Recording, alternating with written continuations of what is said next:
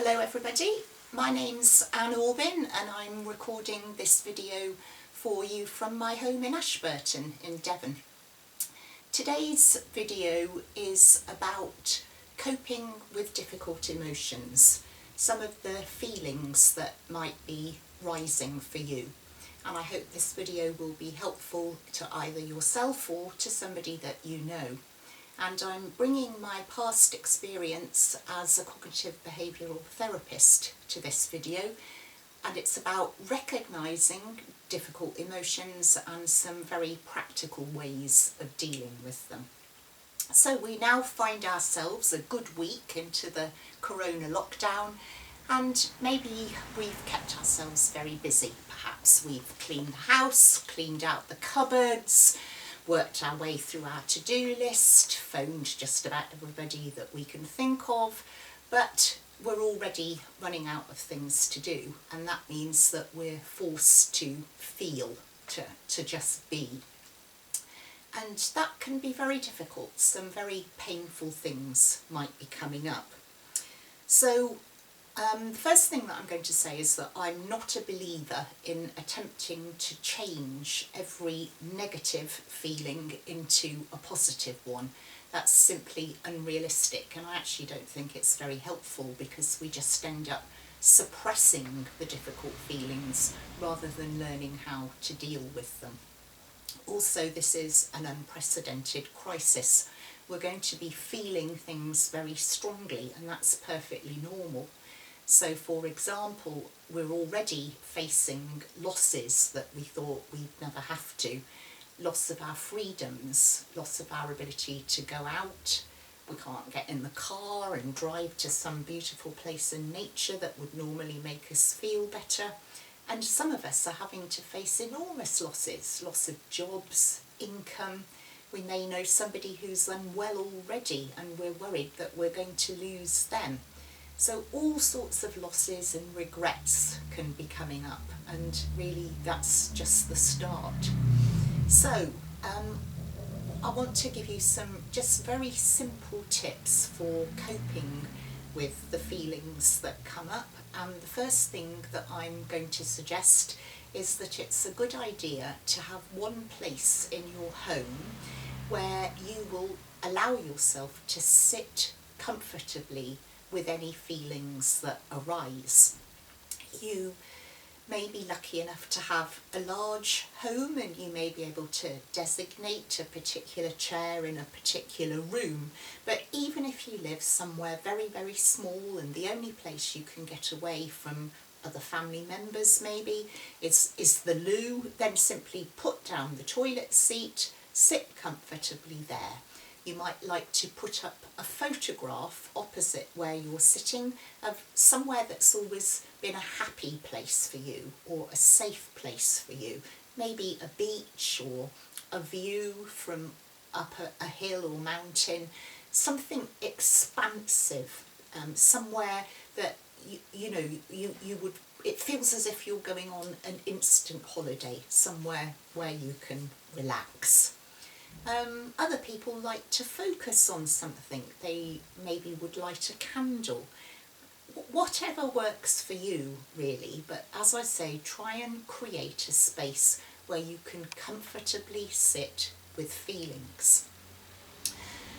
Now, when you go to this place, oh, and by the way, I don't recommend having this place in your bedroom, because your bedroom should be somewhere where you can relax and be recharged by sleep. So I recommend finding a place in a room other than your bedroom. Okay, so when you go to this place and you're going to allow yourself to have feelings, one of the first things that you can do to really work with this process is to just simply take some deep breaths. The reason why this is helpful is we have a system in our body which gets switched on when we're stressed. It's called the sympathetic nervous system, although it's not really very sympathetic in the way we feel, because it makes our heart race, our thoughts race, and slowing down our breathing switches off this stress-related system. So some people find that they can just take slow deep breaths and begin to use, rather than their lungs as the main organ of breathing, their diaphragm, which is the muscle that separates our lungs and our abdominal cavity. If you start to breathe slowly and deeply, you can also focus on the photograph of your happy and safe place, and you can find yourself breathing in calmness, relaxation and light, and breathing out any strong, difficult feelings or stress that you're containing. You may find, if you do this, that more feelings come up, but just let them. If you find yourself with tears in your eyes, let them fall. What you're doing is releasing too much emotion that your body's trying to hold on to. It's also a good idea to really tune in to anything that's happening in your body. So you might find yourself feeling tense and rigid all over, and if so, try breathing into those tight muscles. You consciously relax them. You might find yourself with an unexpected sensation like a clenched fist. So who or what would you like to punch if you could? Or if your right foot is wiggling, who or what would it like to kick? And after your deep breathing exercise, you then might like to take some physical exercise to release more of these pent-up emotions from your body. Some people find deep breathing very difficult, and so it might be helpful for some of you to actually focus on counting as you breathe.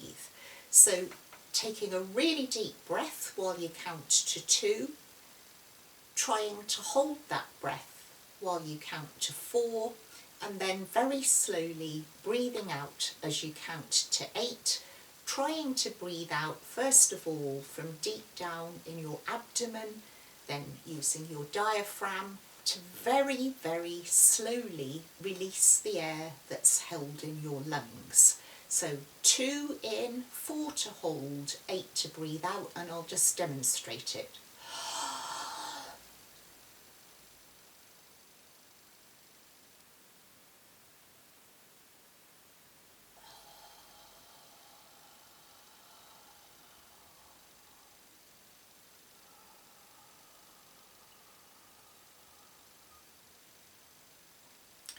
Two to breathe in, 4 to hold, 8 to breathe out. And I'll pass on another tip. That is the very best way of getting rid of hiccups, if ever you get hiccups. Okay, so we've got our comfortable place. We're practicing deep breathing. It may be that you want to have a look online and see if you can find anything that's helpful there to help with this practice, such as mindfulness exercises or an online meditation, or just images with lovely gentle music in the background that you would find relaxing. Just anything at all that works for you, and remember to make a note of it so that if strong feelings arise again, you'll know which techniques to use. So as you practice this, being with your feelings, you'll notice that it's much easier to look at your feelings and understand them rather than being overwhelmed by them. So I've got an image which is surfing on sewage. The last thing I want to do is fall off my surfboard into a cesspit of anger, rage, guilt and grief. I want to be able to ride the waves until I get to my nice calm beach. And another image that came up for me just a couple of days ago was I felt as if when I was doing my deep breathing that I was suddenly getting into a lift or an elevator, and it was as if I was learning to rise above the emotions and just look at them. And from that observer place, it's possible to manage them. So, one of the things that I mentioned at the beginning of this video was that we're all at the moment having to face unprecedented losses. So what I'd like to do is now tell you about a couple of the theories about grief which might be helpful for you. So many of you might have heard of the theory of grief that was developed in the hospice movement some 20 years ago, and it says that we tend to go through different stages of grief, and these are, first of all, denial or shock. The next one is anger. The next one is bargaining. The next one is depression. And finally, we get to acceptance. Now, this isn't a line. You don't go through the stages 1, 2, 3, 4, 5. It's more like a kind of dance where you'll be in one of those stages and then find yourself sort of waltzing back into another phase, and then forward a bit, and then 2 steps back. It's all a bit abstract. It's a theory, so I'll give you an example. So let's imagine a young adult, we'll call him Tony, and Tony thinks, first of all, that this coronavirus thing is a load of overblown bollocks, just bollocks. You know, it's just the flu, but there isn't really anything to worry about, it's just a load of fuss. So he is in the denial stage at that point. And just before the lockdown, he hears that a lockdown's likely to happen. He thinks, right, I'm going out, I'm going to go out with my mates, we're going to go on the piss. And he goes to a bar and then to a club, and he rages at the barman who refuses to serve him a final drink. So he's then in anger. Lockdown happens. He's got a fridge full of booze. He thinks he's going to be all right. But he starts to get some symptoms of fever and a dry cough, and he thinks, oh my God, I've got it. And he starts to really, really worry about it. And he becomes more and more unwell. And as he gets unwell, he starts to bargain. It's, oh, please, please, don't let this be too bad. I don't want to die. I won't drink again in the future, and I'll think about my friends more. And then he hears that 2 of his friends are also unwell, and one of them has actually had to go to hospital. And he starts to feel really bad because he starts to feel guilty that he dragged them out. Maybe it's his fault, maybe he infected them. So he falls into depression, another one of those stages. Luckily, Tony recovers, and he begins to make some changes in his life. He starts to phone his mum every day to check on her and make sure that she's all right.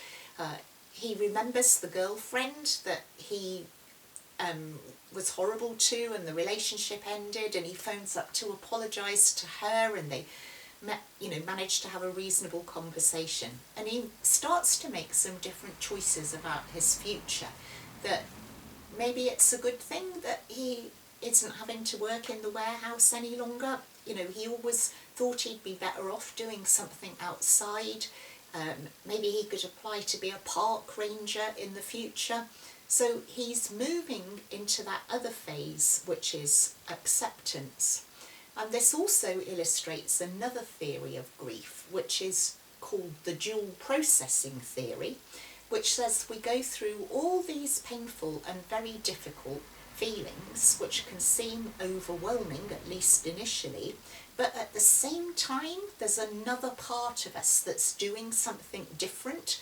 So we've all got a part of us that wants to survive and thrive, and that part of us makes us get on and do things, however bad the feelings are. It makes us glad for small things. So if we go back to Tony, he's phoning his mum and checking that she's okay. He's being kinder and more loving, and also he decides when he starts to feel better that he's actually going to get on the cross trainer that's been used for drying washing for the last 4 years, and he's going to exercise and get fit in case he can get that job outdoors in the future. So, if you are making some notes, about what you're feeling, what's coming up for yourself. Also note the things that you're doing that are healthy and positive. And note down any dreams that you have for the future, things that you'd really like to be doing when you can have a life back again. These will give you aims in life, and you can start to work out what practical steps you can be taking, even now in lockdown, towards achieving them. Like Tony deciding he's going to have a half-an-hour exercise period to start with and then build that up. So he is fit for the future to work outside if that's what he chooses to do. So that's a little bit about grief, but also a lot of people are going to be feeling anxious or worry or dread. And there are also some ways of dealing with this. I've already made a video about the fears and anxieties that can come up for people about being on their own, and I will be making a longer video about dealing with sadness and depression, and another one about dealing with anxiety. But for now, I just wanted to offer a few tips for people that are really worrying a lot at the moment. This is perfectly normal. There's not going to be anybody in the country, unless they're very weird, who isn't worrying about things. But it's very easy to be paralysed by worry, and for worry to turn into panic attacks. And I've said previously in videos that I'm worried about a secondary epidemic of mental health problems if we don't look after one another and look after ourselves. So here's a tip for worry. It's called delayed worrying. So if you wake up in the early hours and you're in a sweat and you realise that you're worried about 1,000,001 things, a good tip is to try and park the worries. You just say to the bit of yourself that's worrying, okay, worries, I'm going to give you some time later. Let's really get into it. I'm really going to do extreme worrying. But my worry time isn't now at 6 o'clock in the morning. It's between 6 o'clock in the evening and 6:30. That's my worry time. Okay? That's my worry time. So you'll just have to wait. So you'll find that if you do this on the first couple of days, it's actually quite difficult not to worry until 6 o'clock at night. But actually, this really works. And then you get to 6 o'clock at night and you sit yourself somewhere where you can have a damn good worry. And you think about all of the things that you could be worrying about and really get into them. Worry as much as you can. You see, the funny thing is that after a couple of days of this, it gets to 6 o'clock and you forget it's 6 o'clock and that you're meant to be worrying. Or you sit there and other things pop into your head, like what you're having for your dinner or what's on telly later. So this delayed worrying is actually a way of curing the worry, funnily enough. I mean, it's amazing. It's like a magic trick. So that's something that I'd like to share with you as a practical tip. Delayed worrying. And I'm suggesting the early evening because most of us have our main meal of the day in the evening. And if you do have a period of worrying, then get yourself something to eat. You'll find that it completely settles your system, because while we're digesting something, we can't be stressed out at the same time. This is why people comfort eat. It actually works. Eating can turn off the stress, but obviously don't overeat. Don't comfort eat to extremes or you'll put on weight during lockdown, which will be a future stress that you don't want. Okay, so in this short video, which is about managing difficult emotions, I want to reassure you that any difficult feelings that are coming up are completely normal. Everybody's feeling them. There's an old phrase, isn't there, that a problem shared is a problem halved. So you might find that reaching out to other people at this time is very helpful. Perhaps if you live alone, talking to somebody else that lives alone. And if you don't feel as if you can burden people that are close to you by phoning them up to tell them about difficult feelings, there are lots of community helplines being set up and you'll be able to find details online.